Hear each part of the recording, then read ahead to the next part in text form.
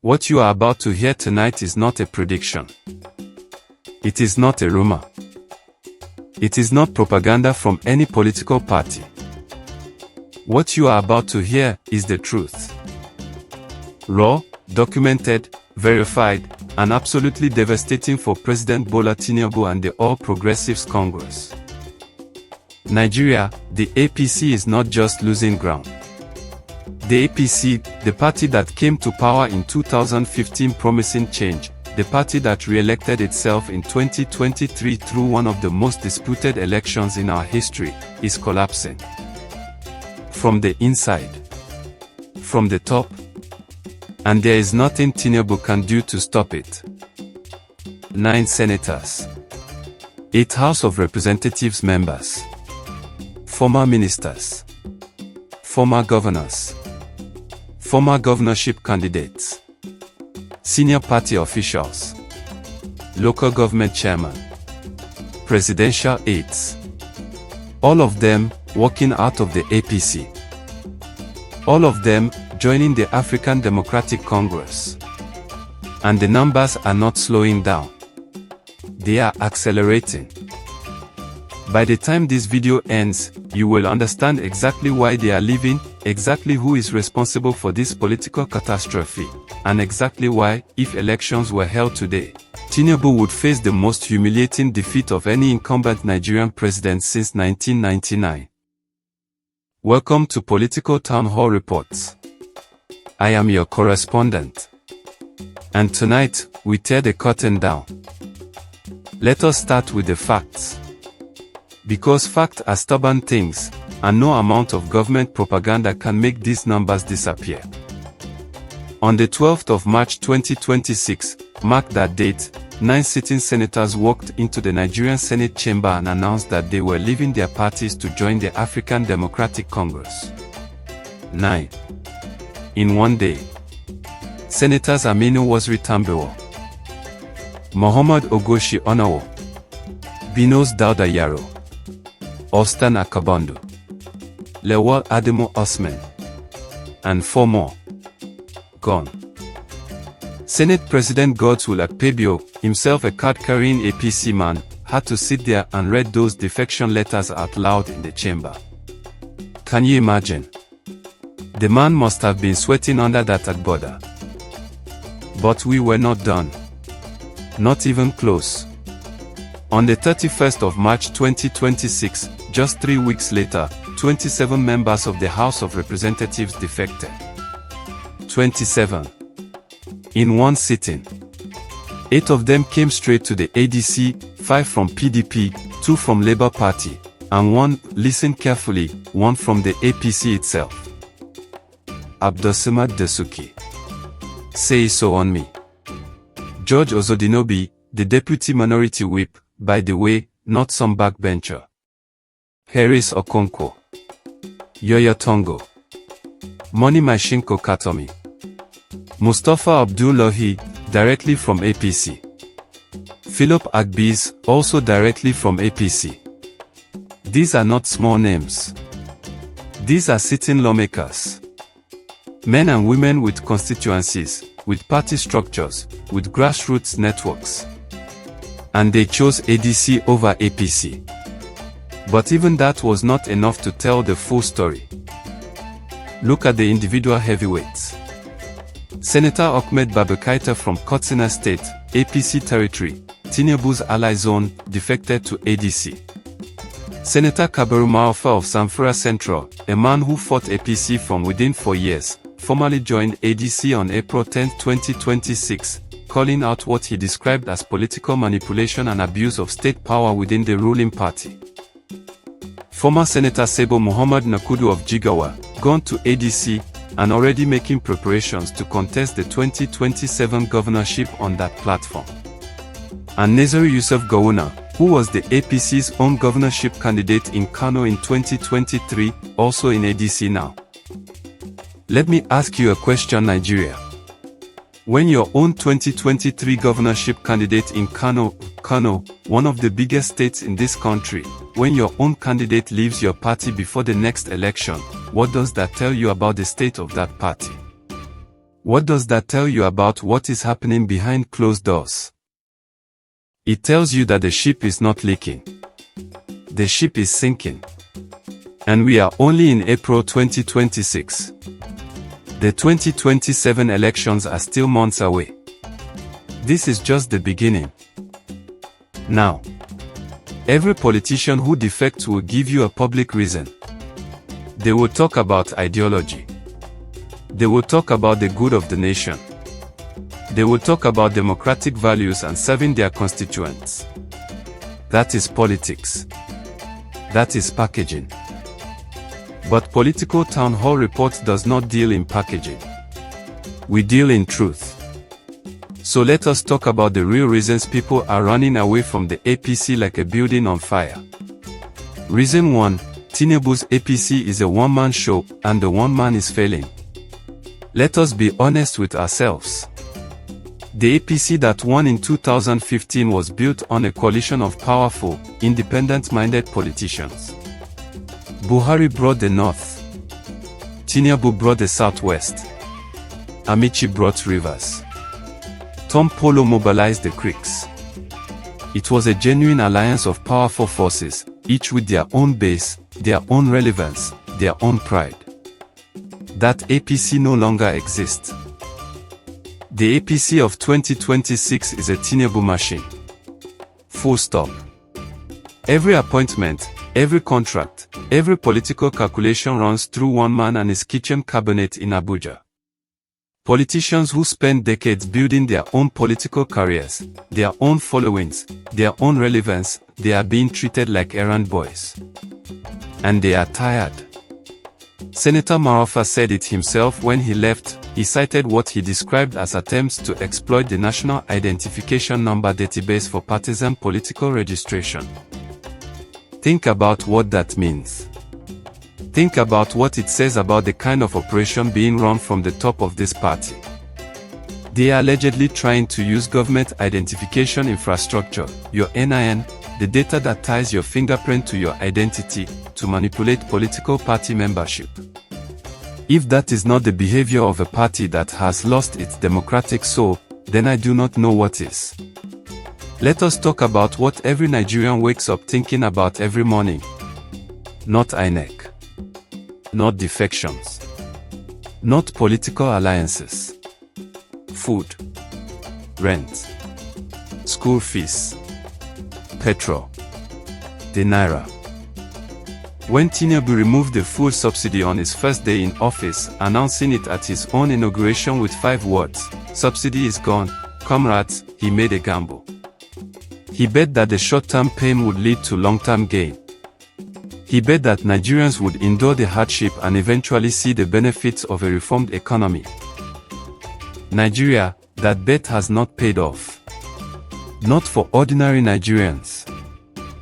Not for the millions who now cannot afford to eat 2 meals a day. Not for the market woman in Onitsha whose transport costs have tripled. Not for the Okada rider in Kano whose fuel now eats half his daily earnings before he has served a single customer.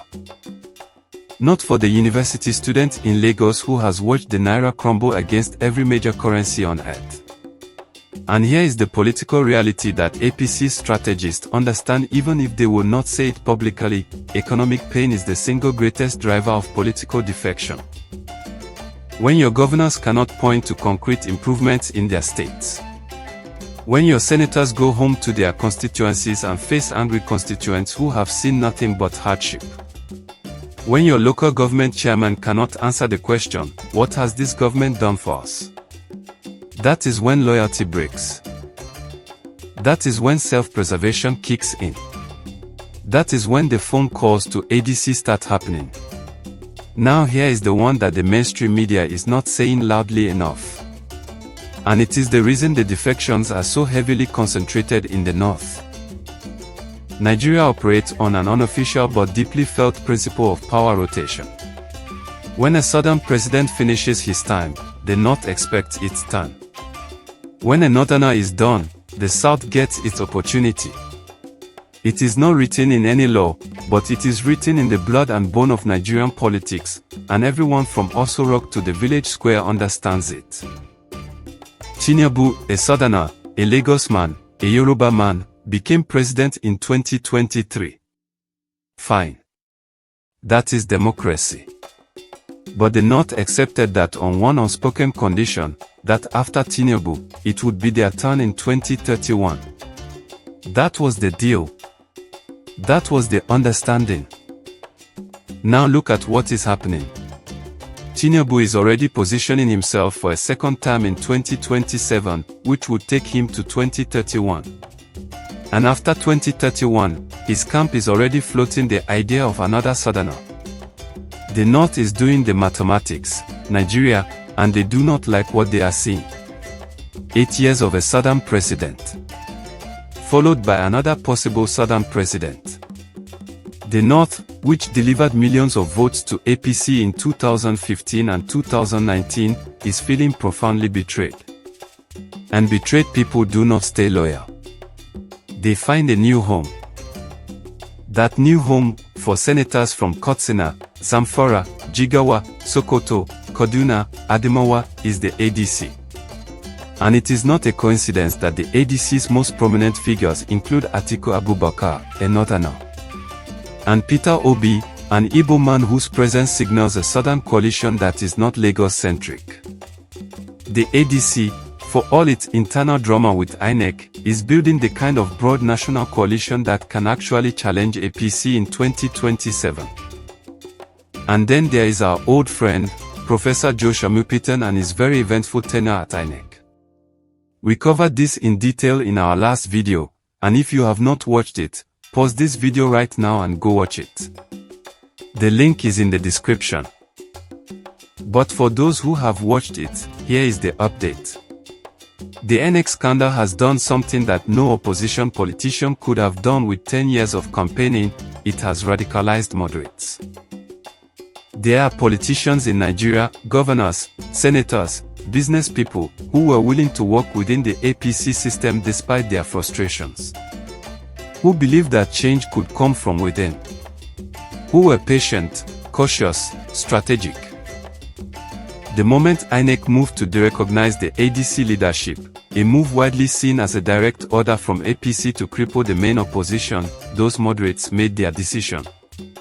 If the electoral umpire is openly playing for the ruling party, then working within the system is not strategy. It is suicide. And so they left. The INEC scandal did not just embarrass Amupitan. It accelerated the very defection wave that the APC was trying to prevent by using INEC in the first place. You cannot make this up. It is political comedy at a national scale, except the joke is on Nigerian democracy. Now I want to take you inside the APC. Because it is not just defections that are weakening this party. There is something more dangerous happening, a slow, grinding, internal war that is consuming the party from within. Let us start with Minister of FCT, Nyesom Wike, the man who calls himself a loyal PDP member while sitting in Tinubu's cabinet, attending APC events, and allegedly using federal might to fight his own former party in Rivers State. Wike is one of the most fascinating and dangerous characters in Nigerian politics today. He is a man who has no fixed address on the political compass. He simply drifts towards wherever power is concentrated, whoever has the most resources, whoever can help him maintain relevance in Rivers State and beyond. But here is the problem for APC, Wike is not loyal to APC either.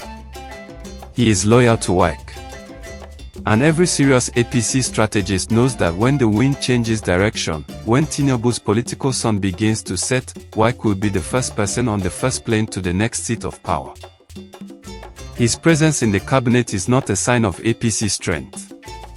It is a sign of how badly Tinubu needed someone from the opposition to give his government a veneer of national unity. Meanwhile, Wike's activities in Rivers State, where he has effectively backed a faction that has left the mainstream PDP to sing APC songs, have deepened the chaos in the South-South. The result is that you have a state in total political turmoil, a minister who is accountable to no one, and an APC that has welcomed someone into its ecosystem who could just as easily become its most effective internal saboteur in 2027. And here is the deepest, darkest wound inside the APC. The one that keeps party elders awake at night. The succession question. Tinubu wants a second term. That is clear. That is expected. But here is the problem, not everyone in APC believes Tinubu can win a second term. And the people who believe he cannot win are not his enemies. Some of them are people who genuinely supported him in 2023.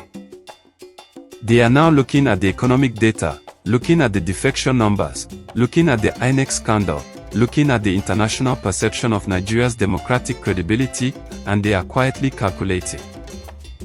In Nigerian politics, when your own allies start calculating whether you can win, you have already lost something more important than votes. You have lost the aura of inevitability. And in Nigerian politics, the aura of inevitability is everything. It is what brings money. It is what brings structure. It is what keeps your people in line when the opposition comes calling with better offers. The moment that aura cracked, and it cracked the day those 9 senators walked out, the APC began a political descent that it has not yet found a way to arrest. Now let us talk about the other side of this story. Because defections only matter if the party people are running to is actually capable of winning. Opposition politics in Nigeria has a long and painful history of being full of noise and empty of power. We have seen coalitions form, make big promises, and collapse in chaos. So the question every serious Nigerian must ask is ADC different? Can this party actually unseat an incumbent president with the full weight of federal power behind him? I will not give you false hope. I will not give you false despair. I will give you the fact and let you decide. First, the names. Atiku Abubakar has contested for president more times than most Nigerian politicians have contested for local government chairman. He knows every nook and cranny of presidential politics in this country. He has a northern base that is real, that is structured, and that is motivated, especially now that the North feels betrayed by the APC's zoning gymnastics. Peter Obi showed in 2023 that something unprecedented was possible in Nigerian politics, a candidate who genuinely connected with young people, with the diaspora, with educated Nigerians who had stopped believing in the system. Obedience was not just a movement. It was a signal, a warning, that a new political consciousness was emerging in Nigeria. That consciousness has not gone anywhere. If anything, the economic hardship of the last 3 years has sharpened it. Kwankwaso brings the Kano factor. And if you understand Nigerian elections, you understand that Kano is not just a state. Kano is a statement. Whoever carries Kano in 2027 with a genuine mandate, not a manipulated result, carries enormous momentum into the final count. David Mark brings institutional credibility and a deep national network built over decades. Ralph Aregbesala brings Osun state dynamics and Southwest relevance that complicates APC's narrative of owning that region. Rotimi Amici brings Rivers State intelligence and federal government experience. Add to that the 9 sitting senators, the 8 House of Representatives members, the former ministers, former governors, former local government chairman, and at the over 500,000 new members who reportedly joined ADC in the weeks following the INEC derecognition scandal, 500,000 people so angry at the government's attempt to kill their party that they signed up in solidarity. This is not a fringe opposition. This is a gathering storm. But I will not be a cheerleader. I am a journalist. And the truth requires balance. ADC's internal leadership crisis, the very one that gave INEC the pretext to derecognize their leadership, is real. The battle between the Nephew Bola faction and the David Mark faction is not just a legal dispute. It is a sign that the party's internal mechanisms are not yet strong enough to absorb the weight of all these political heavyweights without cracking under the pressure. Nigerian opposition politics also has an almost supernatural ability to self-destruct at the worst possible moment. In 2023, the opposition had a real chance. Labour Party's momentum was extraordinary. PDP had Atiku. NNPP had Kwankwaso. But they could not unite. They split the opposition vote and handed Tinubu a path to victory that he should not have had. If the same ego battles, the same inability to put aside personal ambition for collective purpose, play out in 2027, then APC could still survive this storm. Not because they deserve to, but because the opposition handed them the election. The ADC leaders must understand, Nigeria is watching. The country is desperate for a credible alternative. But desperate people do not vote for chaos. They vote for hope with structure. Give them that, and 2027 is yours. Fail to give them that, and you will have wasted the greatest political opportunity in Nigeria's democratic history. Now, the question you have been waiting for since the first second of this video. The question that is on the lips of every Nigerian in every market, every office, every diaspora WhatsApp group from London to Houston. The honest answer, the one that only a journalist who respects your intelligence will give you, is this: the conditions for Tinubu's defeat in 2027 are now more fully in place than at any point since he took power. More fully than during the fuel subsidy protests. More fully than during the foreign exchange crisis. More fully than during the BVS controversy in 2023. Here is why I say that. An incumbent Nigerian president has three great advantages in any election. Number 1, access to federal resources, the ability to distribute projects, contracts, appointments, and cash in the months before an election to buy loyalty and generate goodwill. Number 2, control of institutions, the ability to use security agencies, electoral bodies, and the judiciary to till the playing field. Number 3, party structure, the underground network of governors, senators, house members, local government chairmen, ward councillors, and polling unit agents who mobilize votes, protect ballots, and report results. Now let us examine each of these advantages as they stand today. Yes, Tinubu still controls the federal treasury. Yes, the budget is still being spent. Yes, there will be a last-minute surge of infrastructure projects and empowerment programs as 2027 approaches. There always is, under every Nigerian government. But here is the problem: those resources by diminishing returns in an economy where the average Nigerian's purchasing power has collapsed. When a man cannot feed his family, a bag of rice at a political rally does not make him love you. And in 2023, as we reported in our documentary, Nigerians in several parts of the country actually rejected the rice that was distributed in the president's name. They threw it back. They dumped it in the streets. Because for some Nigerians, dignity has become more important than the ruling party's handouts. That is a political earthquake. When your rice is being rejected on camera, you have a problem that money alone cannot solve. And this is where the INEC scandal becomes truly catastrophic for the APC, not just morally, but strategically. When you openly deploy a compromised electoral referee to cripple the opposition, you do two things. Yes, you weaken ADC in the short term. But you also awaken a sleeping giant.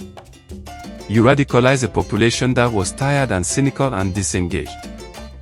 You give the international community, the European Union, the United States, ECOWAS, the African Union, concrete documented evidence to justify the most intense election monitoring in Nigeria's history.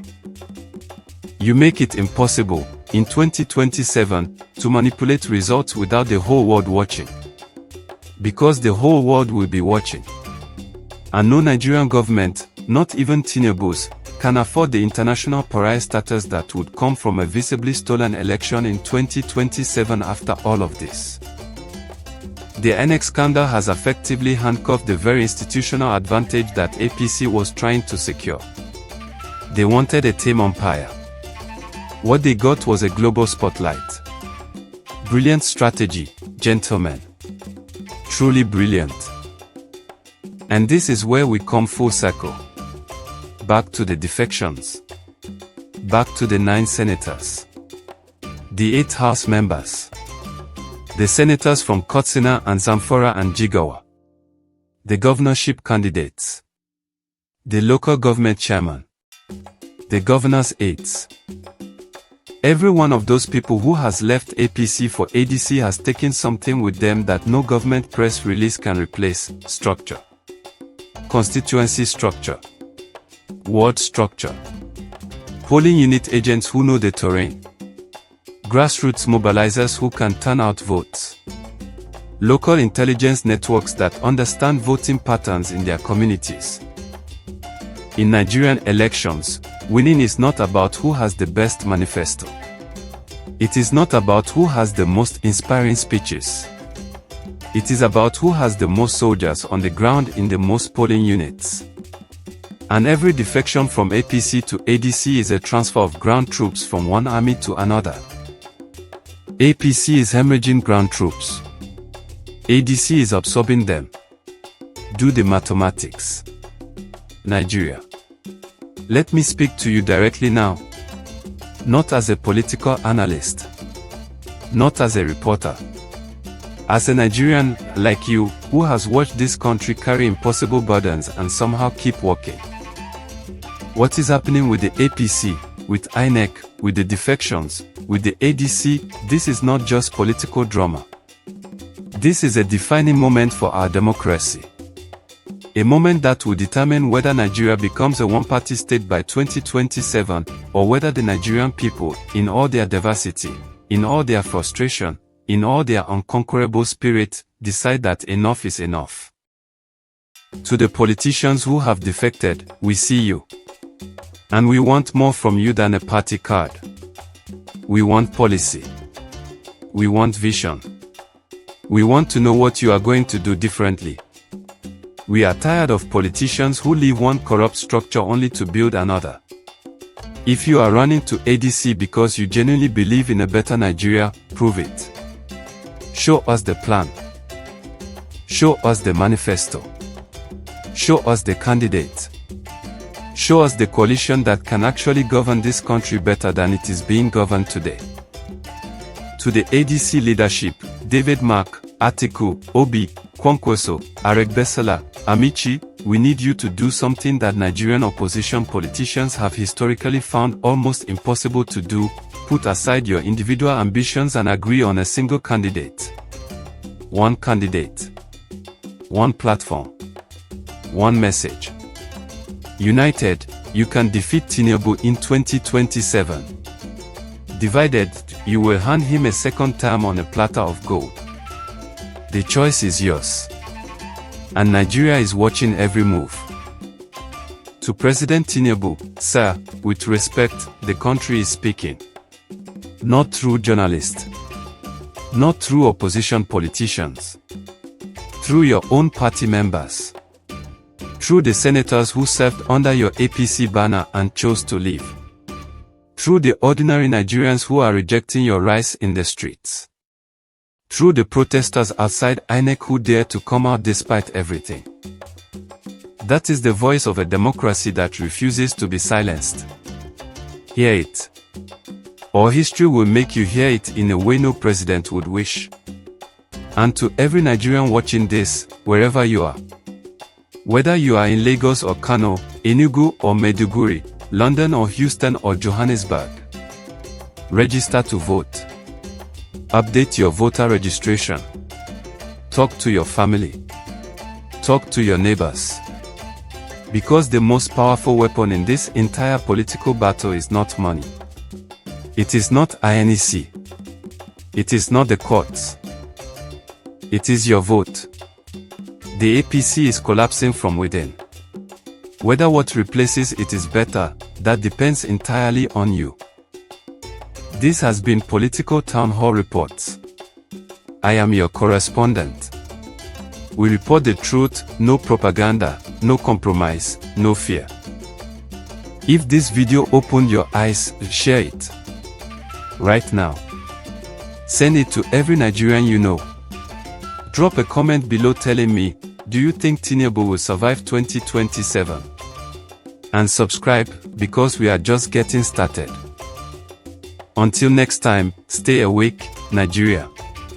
Democracy demands nothing less.